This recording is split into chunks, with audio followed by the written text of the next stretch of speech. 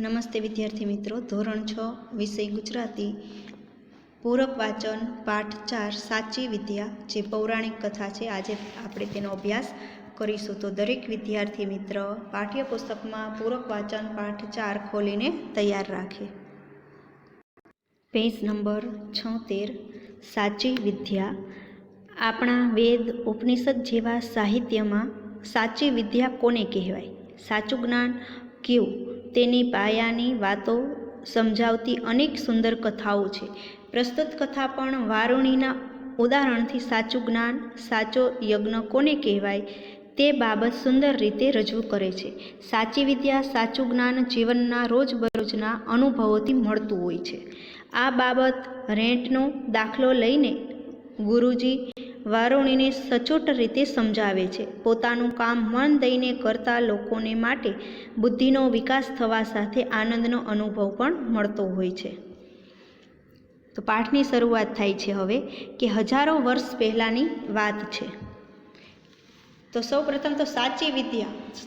તો સાચી વિદ્યા એટલે કે ઉત્તમ જીવન જીવવા માટે ઉપયોગી જ્ઞાન. તો હજારો વર્ષ પહેલાંની વાત છે. એ સમયે બાળકો આશ્રમમાં ભણવા જતા. આશ્રમ ઘરની પાસે ન હોય. બાળક 7 વર્ષનો થાય, 7 વર્ષનો થાય એટલે એને ઉપનયન સંસ્કાર કરાવવામાં આવતા. ઉપનયન સંસ્કાર એટલે કે યજ્ઞોપવિત, જનોઈ એટલે કે જનોઈ છે એ ધારણ કરાવી ગુરુકુળમાં મોકલવાનો પ્રસંગ. ઉપનયન સંસ્કાર એટલે જનોઈ ધારણ કરાવીને ગુરુકુળમાં મોકલવાનો પ્રસંગ. પછી એ બટુક કહેવાતો. બટુક એટલે ઉપનયન સંસ્કાર કરેલો બાળક. એ દૂર આશ્રમમાં ભણવા જતો. આશ્રમમાં 12 વર્ષ સુધી એટલે 12 વર્ષ સુધી ભણવાનું રહેતું. ભણતર પૂરું થયા પછી જ ઘેર પાછા આવવાનું. દિવાળી કે ઉનાળાની રજાઓ ન હોય. જે તમને અત્યારે રજાઓ મળી રહી છે ત્યારે દિવાળી કે ઉનાળાની રજાઓ ન તે સમયમાં આપવામાં આવતી નહીં. સતત 12 વર્ષ સુધી ભણવાનું હતું. ગામથી દૂર વનમાં આશ્રમ હોય. ગુરુ અને વિદ્યાર્થી સાથે જ રહે. આશ્રમના જીવનમાં ખૂબ જ શિસ્ત રહેતી. શિસ્ત એટલે અનુશાસન, વ્યવસ્થિત રીતે આચરણ કરવું. ભણવાની સાથે દરેક કામ પણ કરવાનું રહેતું. ગુરુજી જે કહે તે કામ. વહેલી સવારે ઉઠી નાહી ધોઈ સૌ ગુરુજી પાસે પહોંચી જતા. પ્રાર્થના, સંધ્યા વંદના એટલે કે સવારે અને સાંજે કરાતી ધાર્મિક વિધિ. સંધ્યા વંદન થાય એટલે ગુરુજી સૌને કામ વહેંચી દેતા. સવારનું કામ કરી સૌ ભણવા બેસતા. ભણવા બેસવાનું કોઈ ઘટાદાર વૃક્ષની છાયા નીચે. વડલો હોય કે આંબો હોય કે પીપળો હોય, એને ફરતે બટુકોએ જાતે બનાવેલ સરસ ઓટલો હોય. જે આગળ કીધું એમ કે બટુક એટલે ઉપનયન સંસ્કાર કરેલો બાળક, અને એને બેસવા માટે સરસ ઓટલો હોય એ તેને બાળકોએ જાતે જ બનાવેલો હોય. ગુરુજી ઓટલા પર બેસીને સૌને ભણાવે. સૌ ગુરુજીની વાતોને ધ્યાનથી સાંભળે. મગજમાં ઉતારે. ન સમજાય તો પ્રશ્ન પૂછે. ગુરુજી સૌના પ્રશ્નના જવાબ આપે. ભોજન પછી થોડોક વિરામ રહેતો. વિશ્રામ એટલે કે રિસેસ રહેતી. વળી પાછા સૌ પોતપોતાને સોંપેલ કામમાં લાગી જતા. જે જ કામ સોંપવામાં આવતું એ કામ કરવા લાગી જતા. કામ પતાવી સાંજ પહેલાં આશ્રમમાં આવી નાહી ધોઈ સંધ્યા વંદન અને પ્રાર્થના થતા. કે પછી સાંજ પડે ત્યાં પાછા આશ્રમમાં આવીને પાછા એ સવારે અને સાંજે કરાતી ધાર્મિક વિધિ કરતા અને પ્રાર્થના કરતા. ગુરુજી પ્રાર્થના બાદ ઉપદેશ આપે એટલે કે બોધ આપે, શિક્ષણ આપે. કથા વાર્તા કહે. સૌ બટુકો ભોજન કરી સમયસર ઊંઘી જાય. આશ્રમમાં વેદ વેદાંગોનું અધ્યયન થતું. વેદ વેદાંગ એટલે 4 વેદ અને 6 અંગ. 6 અંગ કયા? તો શિક્ષા, કલ્પ, વ્યાકરણ, નિરુક્ત, છંદ અને જ્યોતિષ. અને 4 વેદ ઋગ્વેદ, યજુર્વેદ, અથર્વવેદ અને સામવેદ. સાથે સાથે અશ્વવિદ્યા એટલે ઘોડાઓને તાલીમ આપવાની વિદ્યા, શસ્ત્ર વિદ્યા એટલે હથિયાર ચલાવતા શીખવાનું વિદ્યા, આયુર્વેદ એટલે પ્રાચીન ભારતનું વૈદક શાસ્ત્ર, આરોગ્ય શાસ્ત્ર, વિવિધ શાસ્ત્રોનું અધ્યયન થતું. આ આશ્રમના જીવનમાં માત્ર ભણવાનું જ નહીં પણ સાથે ખૂબ જ કામ કરવાનું રહેતું. ભણવાનું પણ સાથે સાથે કામ પણ કરવાનું. પછીના પેજ ઉપર આશ્રમમાં દરેક જણ કામ કરે, ગુરુજી પણ કામ કરે અને શિષ્ય વિદ્યાર્થી પણ કામ કરે. જીવનમાં ઉપયોગી એવા કામ શીખવવામાં આવતા.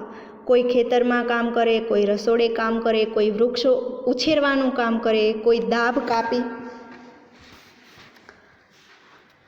દાબ એટલે કે એક પ્રકારનું પવિત્ર ઘાસ જેને આપણે દર્ભ કહીએ છીએ, કાપી લાવી એમાંથી આસન બનાવતા શીખે. દાબ કાપવામાં કુશળ થવું પડે, હોશિયાર થવું પડે. કાળજી ન રાખે તો એ દાબ આંગળીઓમાં ચીરા પાડે, કાપા પાડી દેતા. કોઈ પાંદડાના પતરાળા અને પડિયા બનાવે, કોઈ સૂતર કાંતે, કાપડ વણતા શીખે, કૂવામાંથી પાણી કાઢતા શીખે. કામ કરતાં કરતાં વસ્તુઓની જાણકારી મળે અને કામમાં કુશળ પણ થવાય એટલે કે હોશિયાર પ્રવીણ પણ થવાય. એક કામ શીખી લેવાય એટલે બીજું શીખવા મળે. આશ્રમ જીવનનું સૂત્ર હતું, કામ કરતા જાઓ અને કામ શીખતા જાઓ.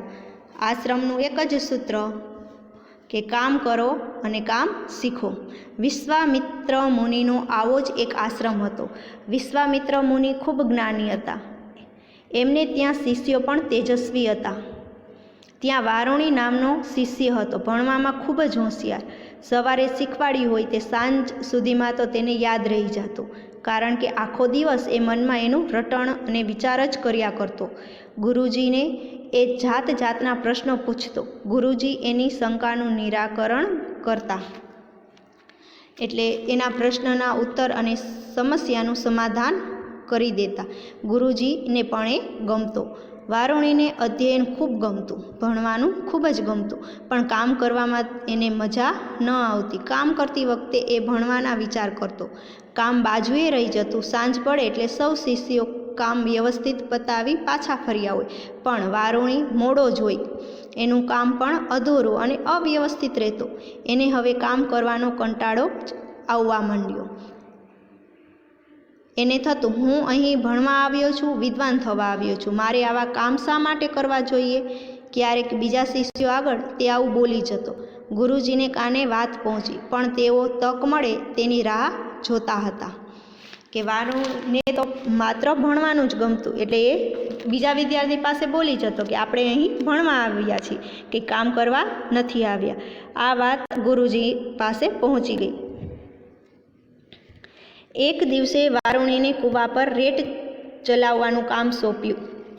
રેટ એટલેरहेट કે કૂવામાંથી પાણી કાઢવા માટેનું સાધન.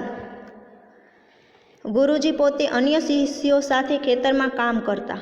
વારુણીના મનમાં સવારે ગુરુજીએ શીખવેલું ચાલ્યા કરતું હતું. યજ્ઞો વડે દેવોની આરાધના કરવી એ આપણો પહેલો ધર્મ છે. પછી ગુરુજીએ શું કહ્યું હતું, આમ વિચાર કરતાં કરતાં વારુણીના હાથ પગ ચાલતા અટકી ગયા.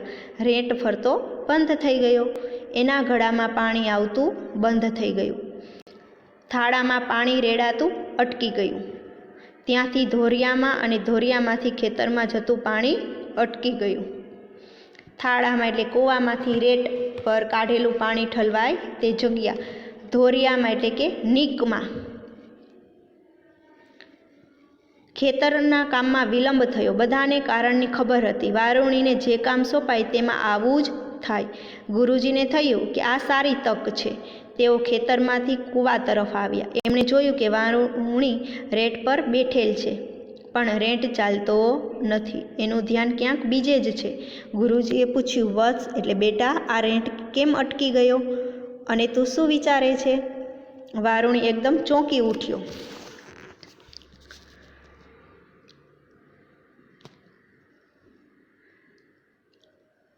એણે ગુરુજીને વંદન કર્યા અને પોતાની સ્થિતિ છાવરવા માંડી. એ તો એમ કરીને જવાબ આપવા લાગ્યો કે હું જરા તમે ભણાવે ઋચા યાદ કરતો હતો. છાવરવા એટલે છુપાવવા પ્રયત્ન કરવા લાગ્યો અને પછી કહ્યું કે હું વેદ મંત્ર, ઋચા એટલે વેદ મંત્ર છે એ યાદ કરી રહ્યો હતો.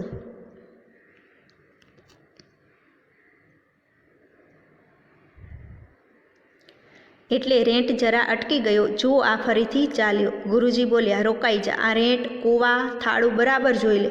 રેંટના ઘડા કેવી રીતે ગોઠવાયા છે? જોયા ગુરુદેવ. એ ઘડા ઊંધા જતા થાય તો શું થાય? કૂવામાંથી પાણી નીકળે નહીં. ગુરુજી, આ રેંટ ઓછી મહેનતે કૂવામાંથી પાણી બહાર કાઢે છે. આ રેંટ, થાળું, ધોર્યો અને નીકની વ્યવસ્થા શોધી કાઢનાર વ્યક્તિ જ્ઞાની કે અજ્ઞાની? ગુરુજીએ પૂછ્યું. જ્ઞાની જ કહેવાય. ગુરુદેવ, આ જ્ઞાન પોથીમાં નથી મળતું, ભણવાથી નથી આવતું, કામ કરતાં સૂઝે છે. કામ કરતાં કરતાં જેણે બુદ્ધિ લડાવી અને રેંટ બનાવ્યો એ પણ જ્ઞાની જ છે. પોતે બુદ્ધિપૂર્વક કામ કર્યું. આ રેંટ ઓછી મહેનતે કૂવામાંથી પાણી બહાર કાઢે છે. આ રેંટ, થાળું, ધોર્યો અને નીકની વ્યવસ્થા શોધી કાઢનાર વ્યક્તિ જ્ઞાની કે અજ્ઞાની? ગુરુજીએ પૂછ્યું. તો વારુણીએ જવાબ આપ્યો કે જ્ઞાની જ કહેવાય. ગુરુદેવ, આ જ્ઞાન પોથીમાં નથી મળતું, ભણવાથી નથી આવતું, કામ કરતાં કરતાં સૂઝે. કામ કરતાં કરતાં જેણે બુદ્ધિ લડાવી અને રેંટ બનાવ્યો એ પણ જ્ઞાની જ છે. પોતે બુદ્ધિપૂર્વક કામ કર્યું, કુશળતા દાખવી અને બીજાઓને પણ મદદ કરી. જે કામથી જ્ઞાન વધે છે એ પણ વિદ્યા જ છે. એ પણ એક પ્રકારનો યજ્ઞ જ છે. બસ, ગુરુજી તેને સમજાવે છે. બસ ગુરુજી, આ યજ્ઞ એટલે શું એનો જ હું વિચાર કરતો હતો. હવે મને સમજાયું. હજુ ઘણું બાકી છે. સાંજે સંધ્યા વંદન વખતે એની વાત કરીશું. એમ કહી ગુરુજી ખેતર તરફ ચાલ્યા ગયા. વારુણીના હાથ પગ સાથે એનું મન પણ જોડાયું. એણે બમણા જોરે કામ કર્યું. હાથ પગ જરા દુખતા હતા પણ મનનો ઘણો ઉત્સાહ હતો. એને હવે સમજાઈ ગયું કે યજ્ઞ કોને કહેવાય. એટલે એનામાં ઉત્સાહ આવી ગયો અને એ મનની સાથે તેના હાથ પગ પણ કામ કરવા લાગ્યા. સાંજે ગુરુજીએ શરૂઆત કરી. તમને ખબર છે કે કૂવામાંથી રેંટ વડે પાણી થાળામાં ને પછી ધોરિયા થકી ખેતરમાં પહોંચે છે, પણ તમને ખબર છે કે કૂવામાંથી પાણી ક્યાંથી આવે છે? બધા શિષ્યો એકબીજાની સામે જોતા હતા. ગુરુજીએ કહ્યું, સૂર્યના કિરણોથી પાણી ગરમ થાય, એમાંથી વરાળ બની વાદળા બંધાય અને વરસાદ રૂપે એ પાણી પાછું સમુદ્રમાં જાય. પણ કેટલુંક પાણી જમીનમાં પણ ઉતરી જાય છે, શોષાય છે. ધરતીના પેટાળમાં ઊંડે ઘણા સરોવર છે, એમાં એ પાણી ભરાય છે. એમાંથી ઘણી સરવાણી નીકળે છે. ભૂમિને ખોદતા, જમીનને ખોદતા આવી સરવાણી એટલે કે ઝરણું, સરવાણીનો અર્થ થાય ઝરણું, હાથ લાગે અને કૂવો થાય. જે પ્રજાપતિ એટલે કે બ્રહ્મા, સર્જનહાર, ભગવાને પૃથ્વી બનાવી, એણે સમુદ્ર પણ બનાવ્યો અને એણે જ માણસને પણ ઘડ્યો એટલે કે બનાવ્યા. પૃથ્વી પરના દરેકને હવા, પાણી અને ખોરાક મળે એવી રચના કરી. એ પ્રજાપતિ ભગવાનનો યજ્ઞ કરવો એટલે જ અન્ન પેદા કરવું, વૃક્ષો ઉછેરવા અને જીવનમાં સગવડો ઊભી કરવી. દરેક જણ આ આખી વ્યવસ્થામાં પોતાનું કામ કરે એ જ યજ્ઞ કહેવાય. વારુણીએ કહ્યું, એટલે ગુરુજી, સારું અને બુદ્ધિપૂર્વક કામ કરતાં શીખવું એ પણ વિદ્યા શીખવા બરાબર છે, એમ જ ને? ગુરુજી કહે છે, હા બસ, એકલું ભણવું જીવનમાં કામ ન લાગે. જીવવા માટે અને જીવનને ઉપયોગી વિદ્યા પણ શીખવી પડે. એ કામ કરવાથી અને એ કામ મન અને બુદ્ધિપૂર્વક કરવાથી જ આવડે છે. કામ કરતાં કરતાં ભણવું એ જ સાચી વિદ્યા છે. ગુરુજીએ સમાપન કર્યું. તો હવે એને વિદ્યા શું છે એ વારુણીને સમજાઈ ગયું કે એને આ વાત છે એ ગળે ઉતરી ગઈ, એટલે કે એ વાત એને સમજાઈ ગઈ. પૂરક વાચન પાઠ 4 અહીં પૂર્ણ થાય છે. અસ્તુ. જય હિન્દ. વંદે માતરમ.